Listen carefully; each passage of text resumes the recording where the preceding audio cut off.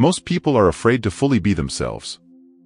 They're afraid to embrace the parts of themselves that might be regarded as unacceptable, because embracing these unacceptable parts makes them feel uncomfortable.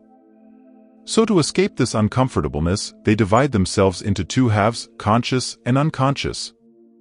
In the conscious half, they construct an ideal image of themselves, an image formed out of the bits and pieces of their past that they deem as good and acceptable. And as a result, in the unconscious half, they repress the parts of themselves that they view as bad and unacceptable. In Jungian psychology, this repressed part of the personality is called the shadow. And unless the shadow is integrated into the personality, a person can never reach their fullest potential. Instead, one will always remain incomplete, fractured, and partial, living a life of regret rather than the full life that could have been.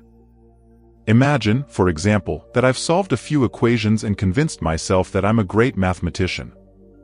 I might meet a few friends and they tell me that they have a math club.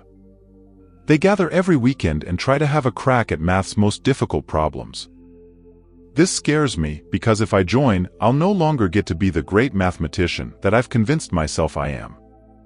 Instead, I'll be a concrete person with actual strengths and weaknesses.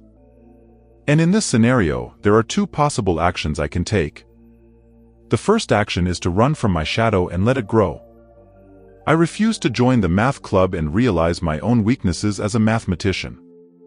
I get to cling to the ideal image of myself as a great mathematician, but as a result, I lose the opportunity to become one. The second action is to come into contact with my shadow and integrate it. I join the math club and realize that I'm not the great mathematician that I thought I was.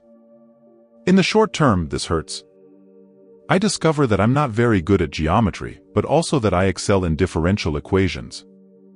I become measured with my colleagues. I have an actual place and rank among other mathematicians. In reality, I realize I'm not the great mathematician I thought I was, but now I open up the possibility of actually becoming one. I can actually improve my skills and rank. In the long run, this ends up being the best decision I've ever made. See, in a way, we often prefer to be pure potential. We convince ourselves we could be whatever we want to be, but don't actively work to be something. We just comfort ourselves with the idea that we could be something if we wanted to.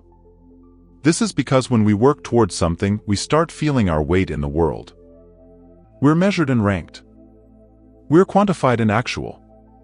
And this actual reality is often less pleasurable to live in than our ideal fantasy. But it's real, not a fantasy.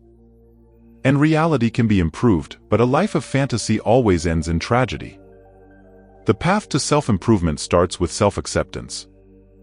Only by embracing and integrating our shadow, by accepting the ugly parts of ourselves, and by becoming who we're afraid to be, can we reach our fullest potential. But if we reject our shadow, if we pick and choose the parts of our past, personality, and behavior that we like and repress the parts of ourselves we fear, we become incomplete and partial. And instead of living a full, whole life, we live one full of regrets. But it's up to you to decide. In Jungian terms, will you embrace your shadow or reject it? Would you rather fail in actuality or succeed in mere hypotheticals?